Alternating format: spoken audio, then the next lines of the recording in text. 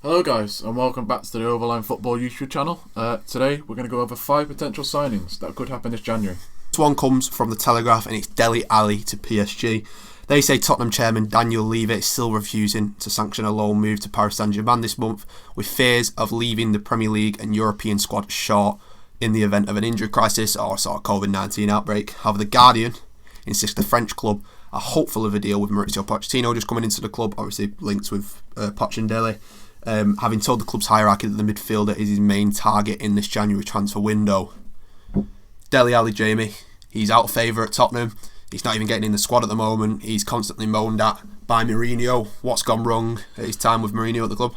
Not sure what's going on with Mourinho, but I know he is a very good player on his day. I just think Mourinho picks players, done it at every single club, which isn't like the matter at Man United, for example, as well. So unfortunately, Dele Alli's that player, and it looks like he's going to have to go. Do you think he still can be a successful player and kind of fight his way into Gareth Southgate's Euro 20 squad? He's not old, is he? He's not, I think he's about 25, I think. Yeah, I'm not 100% he's sure. not. He's not. So he can get there if he wants to. It's just more if he wants to make the effort now under Pochettino, which I know he's happy at Pochettino, so we have to find out, won't we? Well, Pochettino obviously saw the quality of Dele at Tottenham and brought him through while he was there, so they've got a good connection, which I think why this makes this rumour and this a signing that could happen in January. He's well liked by Pochettino, which means that PSG will want to bring him in. He's not liked by Mourinho, seemingly. And I feel like in a couple of games where he has played, Mourinho's kind of scapegoated him after the game, especially if they've not got a positive result. He's kind of like, oh, well, Dele should have done this, Dele should have done that. Similar to how we spoke about in the last video about Ndombele and how he scapegoated him. But Ndombele has kind of worked. Maybe Dele Alli hasn't shown kind of that work ethic and commitment to get back into the Mourinho squad. But obviously we don't know what goes on kind of behind the scenes there at Tottenham. But I think a loan move will be very beneficial to Dele. He's not playing football. He needs to play football at his age. He will have ambitions of playing at the Euros with a very packed midfield at the moment in terms of quality in the England setup. You know, you've got Grealish, Foden, Maddison, Henderson, Rice. There's so many. So he's going to be after Mason Mount. We've not even talked about. So he's got to be at the complete top of his game if he wants to get into that squad. So I think a loan move would definitely be more beneficial to Alli. What do you think our likelihood rates on that transfer going to happen is? I'm going to give it a likelihood rated of 8. From the reports that I've seen and that we've just read out, the only thing I think stopping a move this January would be the impact of COVID, and if Tottenham get a COVID outbreak like a lot of the Premier League clubs have done, they'll need a big squad, and obviously depleting their ranks would leave them more vulnerable if they were to go through some sort of injury crisis. So I think that's the only thing stopping it. But in terms of the player, move makes sense. A manager that likes him, a manager that knows how to get the best out of him. If he wants to break into that England Euro 2021 squad, I think this is perfect for Dele. So 8 out of 10 for me. The next one we've gone for is Jesse Lingard to leave Manchester United on loan. There's a number of clubs linked with Jesse Lingard, but the main two that we feel like he could be linked with are OGC Nice in France and Sheffield United in the Premier League. Lingard is out of favour at Man United at the moment. He needs to play more football in the day. He's a loan move. I think it would be a loan move more than a permanent move for the Englishman. I actually do really rate Lingard. Just obviously I didn't realise now he's 28 years old nearly. I think 28 or near there anyway, but it's just more he has got the quality, as you've seen many times in the Premier League. It's just more, can he do it again, which I feel like under Sheffield United there's not much flair involved at Sheffield United, and it could be that spark to actually help Sheffield United maybe not avoid relegation, because it looks quite like they're going to get relegated now, but just more enhance that team forward so people can make those other runs and other positions where people could be. I think that Man United, when Bruno Fernandes came in, I think that was the end of Jesse Lingard's career, Man United basically. There's other players above him, like Juan Mata for example as well, is already above him. I think Nice as well could help. I mean, I think he'd rather the first thing in England under the current climate than going to Nice, but if he wants experience in another league, maybe not his CV for example, because he's not really got experience on loan at Championship clubs at Derby and I think Birmingham as well, the two clubs he's gone on loan at. So if he fancies it, he really wants to do it, then fair play to him. Anything you want to say about Jesse Lingard? No, I completely echo everything you said. I think it's a lot similar to the Dele Alli one.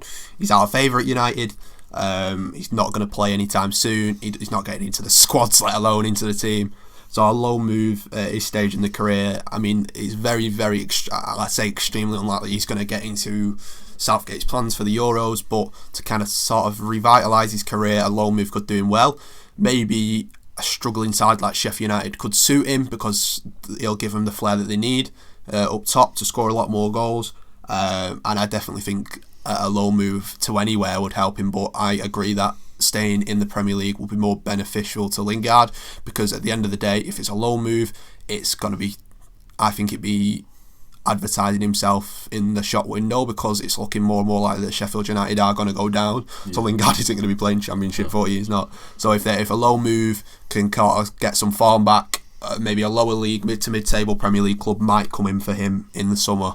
That's my thinking anyway. So in terms of kind of all that, what would you give a likelihood rating? I'll say 7. I think it's just a little bit less than Dele Alli, because Dele Alli's openly, I think, said that he's not happy at Spurs, which Jesse Lingard hasn't come out and said that at Man United, but it openly looks like to me there's clubs linked, and more clubs than Dele Alli linked with Jesse Lingard. But like I said, he's not said he wants to leave. So I think I'm going to go one less with Dele Alli, and I'm going to go for 7 out of 10 on the likelihood rating. No, I completely agree. The next one we want to bring to your attention is Danny Rose, the situation surrounding Danny Rose. His career has kind of took a massive kind of spiral downwards, considering he was one of kind of England's best left-backs at the time. But we saw on the Tottenham All or Nothing documentary that Rose is out of favour with Mourinho, kind of just like Alli. And in that documentary, he had quite a heated conversation with Mourinho and Levy, where it ended up him going on loan to Newcastle to get more regular football. I think he did okay, but has come back and has since not even been able to break into the team. They've got Matt Doherty. Is he right? He's right. He's more of a right back, but Reguilon. You've got Ben Davis. Sorry, that's who I was trying to think of. Ben Davis. So he's third in the pecking order at the moment. Reports are saying that they want to get his wages off the books as well. Obviously, his big wages. Danny Rose signed a new contract a couple of years ago, so he's on big bucks to be a third choice. So in the current COVID climate, to get his wages off the books would be a good thing for Tottenham. It's looking like West Brom are a likely suitor. Obviously struggling defensively so far this season. They seem that they can score a few goals, but they're kind of leaking goals. And if Sam Allardyce is coming in and wants to kind of reinvigorate the defence, I think Danny Rose could be a good buy. It's just if he would agree to lesser wages at a kind of smaller club. In that All or Nothing documentary, actually, interesting conversation between Levy and Mourinho was like, Danny Rose wants to be up there, interested with PSG, Barcelona, and he's not there. Like, clubs like that aren't interested in him. So I think West Brom could be a good move for him in his career. Whether that happens or not, I think kind of ties into the point we made before, where a COVID outbreak, injury outbreak, Rose might be needed.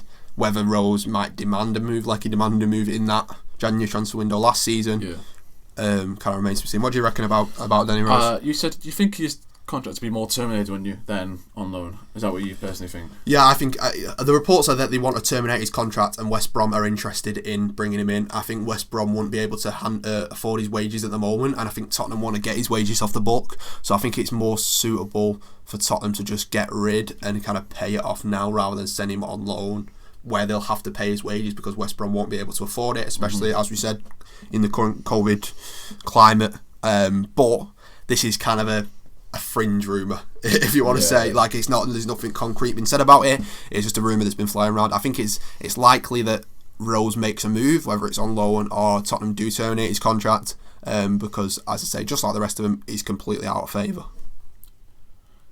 And your likelihood rating, you reckon, for that one? I'll give it 5, because there's nothing concrete that's been said about Rose or a move away, but I think there's a good chance that he could move on in this window. Whether it's to West Brom, I don't know, but I think there's a good likelihood he'll move on. But because there's nothing concrete, I'll give it in the middle, 5. The next one we've gone for is Falcao Tomori to AC Milan. This one's going to be on loan, like most of the ones on here, unfortunately, because it is only January. Basically, Fabrizio Romano is going to hear we go on Twitter for it. That's basically automatically thinks it's very likely. Like God, innit? Yeah, so he's not playing many games with Lampard. He's obviously brought Thiago Silva in now, and Kurt Zouma is also back to fitness, so it's going to be quite hard for the young Englishman to get games. To be fair, he went on loan and played really well on loan at Derby 2 seasons ago. Yep. So obviously, I'm a Bristol City fan. I know what quite a lot of Championship teams are like. It's just I think it's just more the fact that because he's got other centre halves, he doesn't want he's wanting more experience at the moment. I think because last year he's realised the youngsters what he had, he maybe didn't fancy it because of maybe the positions he got into last season. So I think he's want to go for more experience this year. So that's why he's brought in players who have proved outside of Europe, like the Werners and Havertz, and obviously Thiago Silva as well, playing centre half. So he's not playing either. So I think as well, I've heard as well possibly that there could be a clause in this on no move where he could sign for AC Milan permanently, which would be a very good deal for AC Milan personally. Yeah, definitely. He's playing for England as well. I think he's made a couple of appearances for England. I'm not 100% sure, but he's definitely been in the England squads anyway for England. And if he's doing that international level as well, there's got to be a good chance that he's going to play well for AC Milan, surely. I mean, top of the Serie A at the moment as well. Playing well this season, really. So under Zlatan Ibrahimovic as well, he's firing the goals again, sending back the years. I think personally, this is the most likely one in this list. I think we've gone for, mainly because of big Fabrizio. Pretty concrete, isn't it? But at the end of the day, he's a very good player. We're not going to dispute that at all. It's more the fact if the clause in his contract that we've heard is going to be correct, that he's going to possibly sign for AC Milan permanently. So all to see. What's your thoughts? What about? Well, I was going to ask you. What about that clause? It's looking very likely. Well, especially with Fabrizio Romano tweeting that he's going to go out on loan. I think it's a good move for him. He's struggling to get in the Chelsea side, whether that's on quality or not. I think it is. I think he's got so much quality, and I'm very surprised that he's not been able to get a good run in the side. So if he's not going to get a run in the side with the quality he's got, AC Milan will be a perfect move for him, and I mean a perfect move, because I think he's a quality centre back. Whether Chelsea allow there to be a clause where he moves permanently, I doubt because of his quality. But I mean, if he's out of favour at Chelsea and they're trying to commit to Lampard long term, and Lampard doesn't fancy him, then Lampard don't fancy him. No. It makes you wonder something's going on behind the closed doors. Yeah, maybe he's complaining and wanted more time, and Lampard's kind of through his dummy. But there's no doubt 100% he's a very, very good centre half. It just surprises us that he's been given this grant. So I'm going to say likelihood rating. I'm going to say 10, mainly because I think 100% will happen. But unless something goes on and failed in medical or something like that, which likelihood rating on that clause being in the contract. What do you reckon? I reckon a clause. I'll say an 8 in the clause because Fabrizio doesn't lie. Is it Fabrizio? He said there was a clause. I think I've seen someone say Fabrizio is a clause, but in the day, I do think it'll be a loan 100% 10 out of 10. But I think the clause might be an 8. But it simply is the fact that AC Milan are in charge of this clause. If the clause is in there, it's up to AC Milan if they want to keep him permanently or not. And it's not up to Chelsea. Once that clause in the contract, it's all in AC Milan's hands, not in Chelsea's anymore. So I'll say altogether, like the rating 10 out of 10. The final one we want to take a look at today is Lucas Torreira and his situation. It seems kind of weird for me to say that he's completely out of favour everywhere he's gone at the moment, because he had a flying start to life at Arsenal a couple of seasons ago. It looked like he could be one of the best central midfielders in the league. But since then, at the start of the season, he went out on loan to Atletico Madrid, who were flying at the top of La Liga. But he's not been able to get into the side. He's struggling to kind of adapt to La Liga. He's not playing well, and reports are saying that Arsenal want to recall him and get him out on loan to another club to get more game time. The likes of Valencia in La Liga are interested. In terms of this rumour, again, I can see Arsenal wanting Torreira to have more game time. I still think that there's potential for Torreira to come back and play more for Arsenal. I still think he's a really good player. I'm not sure what's happened in terms of his career at Arsenal, but I think that this move is unlikely to happen in this window, because the fact that the sort of hassling they have to do in terms of recalling Torreira and then sending him back out on loan to another club would be more hassle than when what they're trying to do at the moment is aiming on recruitment. One of the players we wanted to include in this, who has already left, Mesut Ozil to Fenerbahce, so they could be in the market for a creative midfielder. So I imagine at Arsenal at the moment, they'll be looking more to sign rather than sell. They cleared a lot of dead wood in the summer, but I still think Lucas Torreira could have a career at Arsenal. He just needs to kind of improve his game and get more game time. So I'd say likelihood rating for this, I'm going to go 3 out of 10, because I think it's extremely unlikely that they will sanction a deal to bring him back and then send him out on loan. But there's still a chance that they will still do. I think there's a chance that they still want him to have more game time, but I just don't think, again, I'll repeat this, in the current climate, it's possible for them to do that at this moment in time when they're focusing on recruitment. What do you think? Do you think it's the same as me? 100%. I think obviously if it's because of Valencia interested as well, it's not as if he's linked for like Leicester. Is it? If he's going to be recalled, he can still stay in Spain. So obviously a lot because of COVID measures as well. You have to go to Valencia. He's not going to have to come back all the way back to Arsenal. Back as he just say, yeah, that's going to get you instead. It'd be easier. Which it doesn't make it to that good rating up what makes it a free, because there's still a bit of a chance it could happen. But it's no disputing the fact. I mean, Arsenal fans are buzzing that they got Lucas Torres, and he had a good.